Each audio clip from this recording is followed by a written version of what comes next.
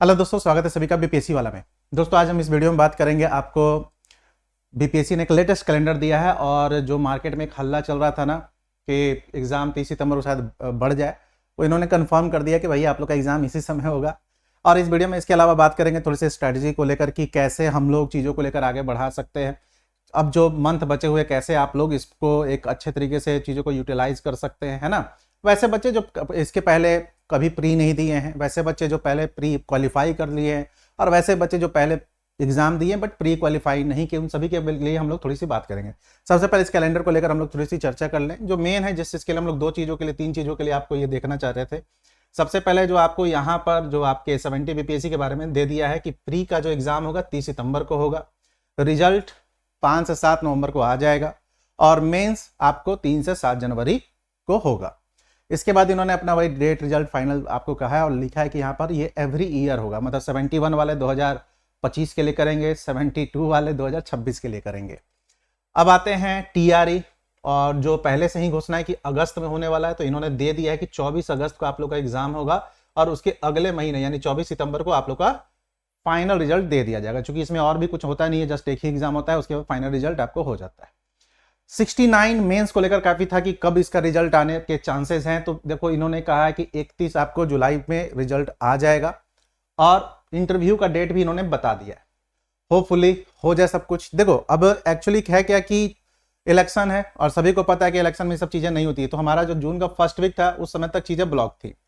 अब एक कई बच्चों के दिमाग में रहता है कि सर नोटिफिकेशन कब आएगा। देखो अब नोटिफिकेशन के पहले हम लोग वेट क्यों करते थे, लेकिन नोटिफिकेशन के अकॉर्डिंगली ही हमको पता चलता था एग्जाम डेट कब होने वाला है।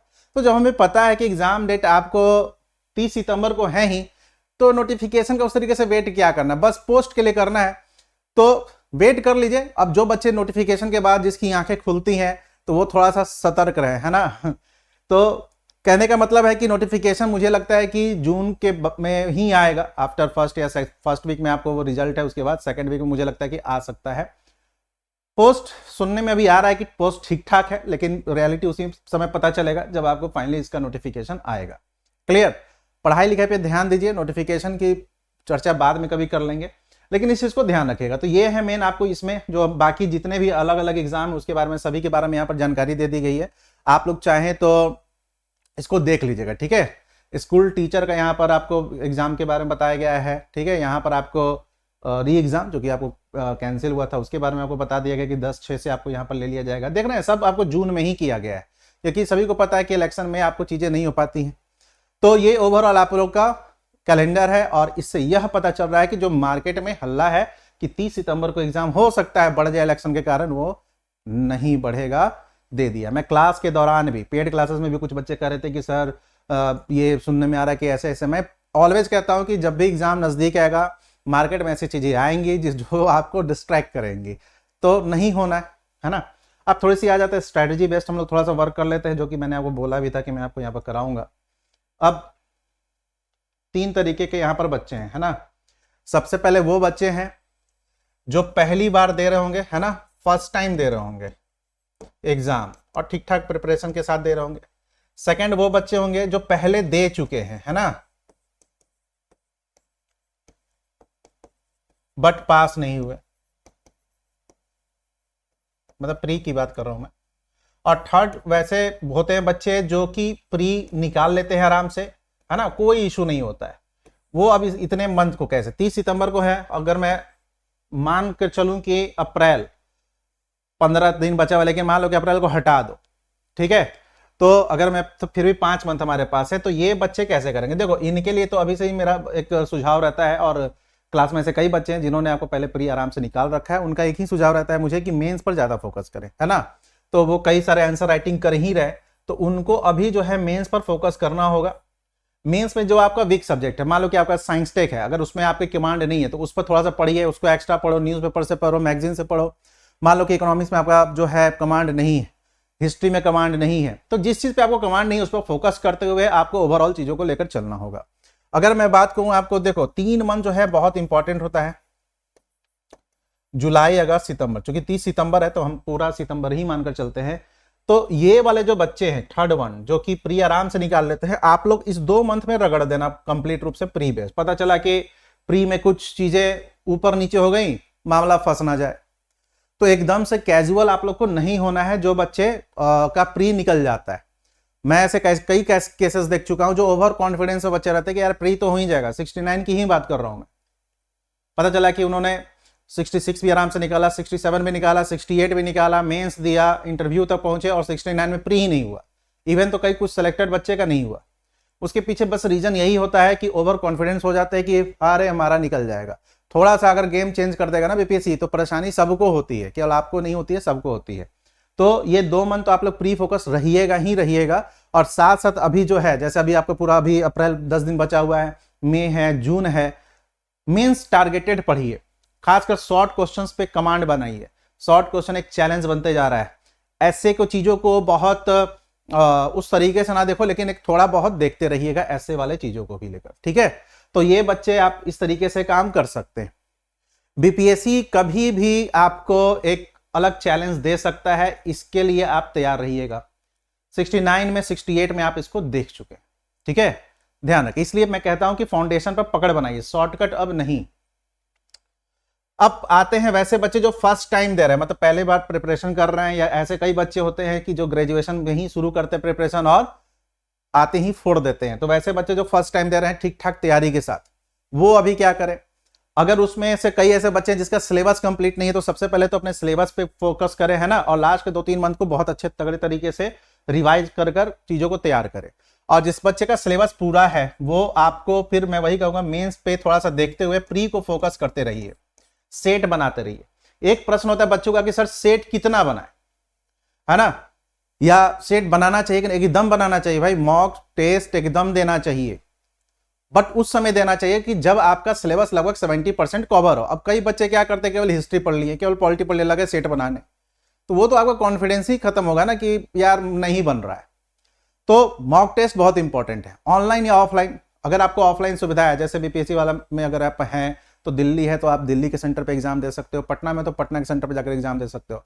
ऑफलाइन से फायदा ये होता है मॉक टेस्ट से कि वो इन्वायरमेंट मिल जाता है ना, कि जैसा हमारा एग्जामिनेशन हॉल में एनवायरमेंट रहता है वैसे ऑनलाइन ठीक है। ऑनलाइन प्रैक्टिस के लिए अच्छा है कि मुझे क्वेश्चंस आ रहे हैं कि नहीं आ रहे हैं, बन रहे हैं कि नहीं बन रहे हैं।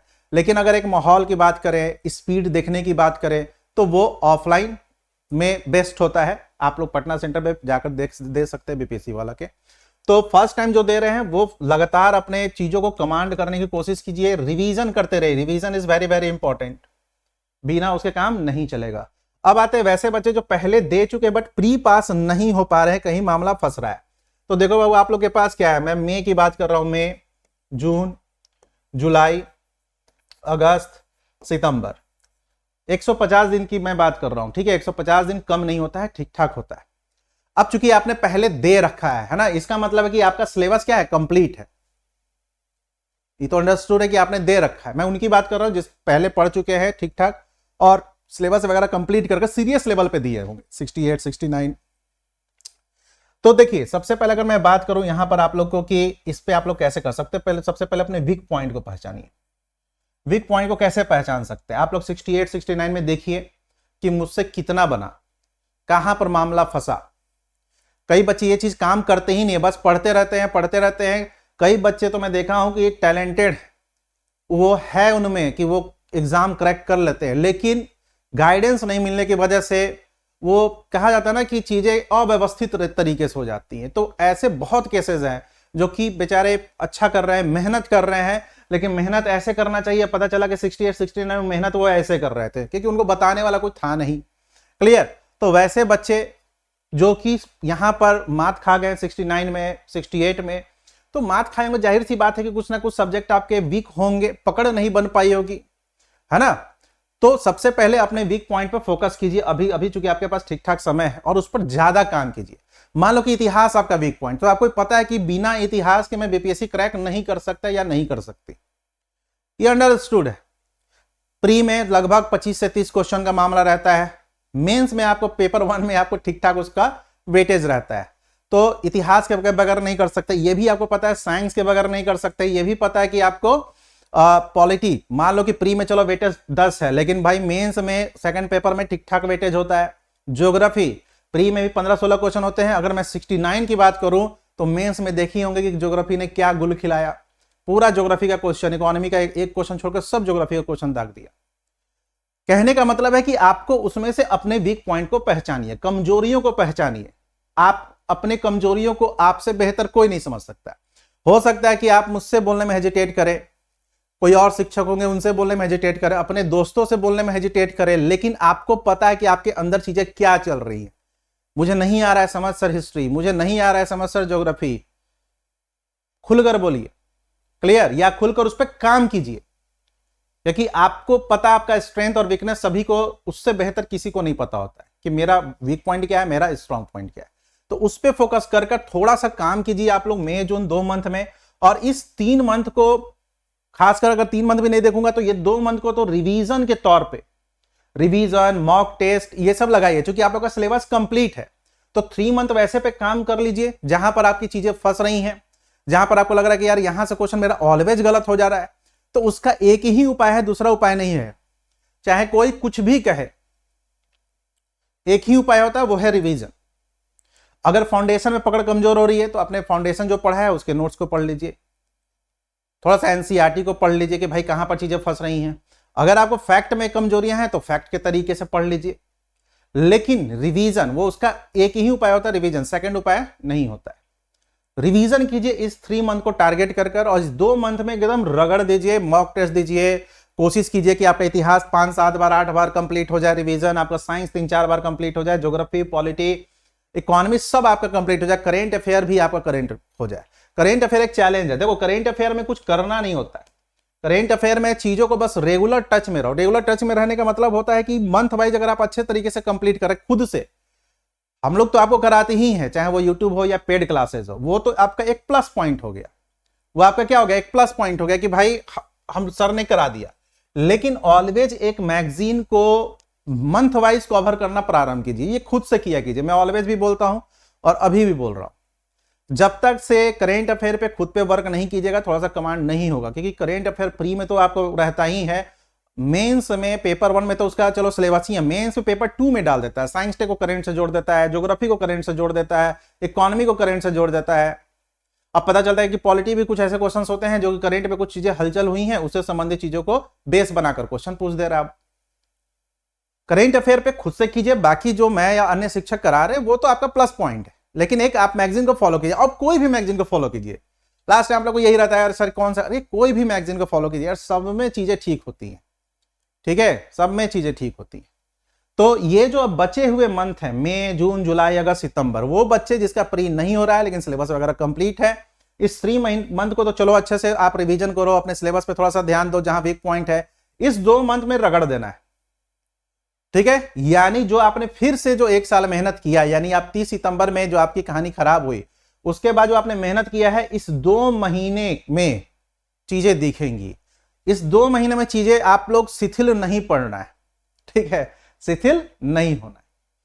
तो ये एक ओवरऑल स्ट्रेटेजी है जिसके तहत आप लोग काम कीजिए। रूटीन आप लोग अपना फॉलो कीजिए, जहां से आप फॉलो कर सकते हैं। मॉर्निंग में उठकर पढ़ाई कर रहे हैं मॉर्निंग में करो, दोपहर में पढ़ाई करते हो दोपहर में करो, रात में पढ़ाई करते हो रात में करो, उसे कोई फर्क नहीं पड़ता है कि मॉर्निंग में बहुत तेज याद होता है तो रात में याद नहीं, ऐसा कुछ नहीं है भाई। एग्जाम निकालने वाले सुबह भी निकाल रहे हैं पढ़कर, सब दोपहर में भी रात में भी। बस कंफर्ट जोन आपका कौन सा है, किस टाइम में आप बहुत एक्टिव रहते हैं, एनर्जेटिक रहते हैं, वो आपको पता होता है, वो कुछ किसी को नहीं। जैसे मुझे मान लो एग्जाम्पल के तौर पे कोई कहेगा कि सुबह 5 बजे से उठकर पढ़ाई कर, तो मुझसे नहीं होगा, लेकिन हाँ रात में कोई कहे तो मैं कर लूंगा। आपको भी पता होता है कि आपकी एनर्जी कब ज्यादा एक्टिव होती है, आप कब ज्यादा सक्रिय होते हैं, तो उस टाइम पे पढ़िए, ठीक है। और पढ़िए तो एकदम से ध्यान लगा कर पढ़िए, ये नहीं पता चला कि पेज पलट रहे हैं ध्यान कहीं और है, वैसा नहीं करना है, ठीक है। तो ये ओवरऑल दोस्तों रहेगा, यानी 30 सितंबर का एग्जाम है और इस पे थोड़ा सा फोकस कर काम कीजिए, क्लियर। तो फिर मिलते हैं नेक्स्ट वीडियो में, सभी को जुड़ने के लिए थैंक यू, धन्यवाद।